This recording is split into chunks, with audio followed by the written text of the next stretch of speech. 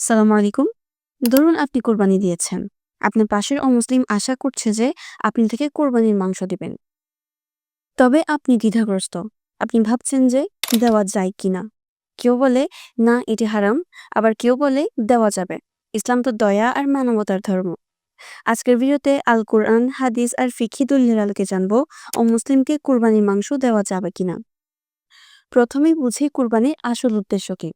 আল্লাহ তাআলা সূরা হজের ৩৭ নং আয়াতে বলেন, ইয়ান ইয়ানালাল্লাহা লুহুমুহা ওয়ালা দিমাউহা ওয়ালাকিন ইয়ানালুহুত তাকওয়া মিনকুম।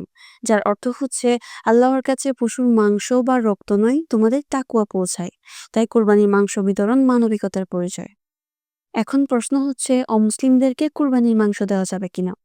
এই ব্যাপারে কোরআনের দলিল হলো আল্লাহ তাআলা সূরা মুমতাহিনে বলেন, যারা তোমাদের বিরুদ্ধে দ্বীনের ব্যাপারে যুদ্ধ করেনি এবং তোমাদেরকে তোমাদের ঘরবাড়ি থেকে বের করেনি, তাদের প্রতি সদ্ব্যবহার এবং ন্যায় বিচার করতে আল্লাহ তাআলা নিষেধ করেন না।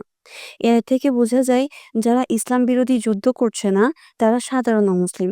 তাদের সাথে ভালো ব্যবহার করা, দয়া দেখানো এবং ন্যায্য আচরণ করা ইসলামের অনুমোদিত।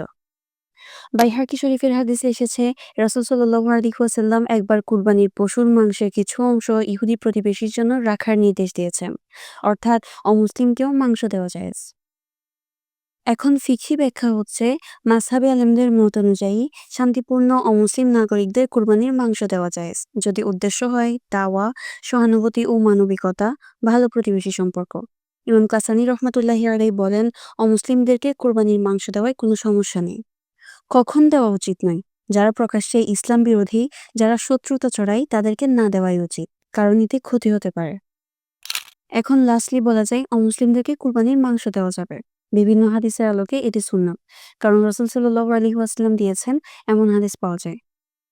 তবে হ্যাঁ, যারা সরাসরি ইসলামের বিরোধিতা করে, অর্থাৎ ইসলাম বিরোধী শত্রুদের দেওয়া যাবে না। আই হোপ আপনারা সম্পূর্ণ বিষয়টি ক্লিয়ারলি বুঝতে পেরেছেন। যদি কোনো কোয়েশ্চেন থাকে তবে কমেন্ট সেকশন জানাতে অবশ্যই ভুলবেন না। জাযাকাল্লাহু খাইরান। আসসালামু আলাইকুম।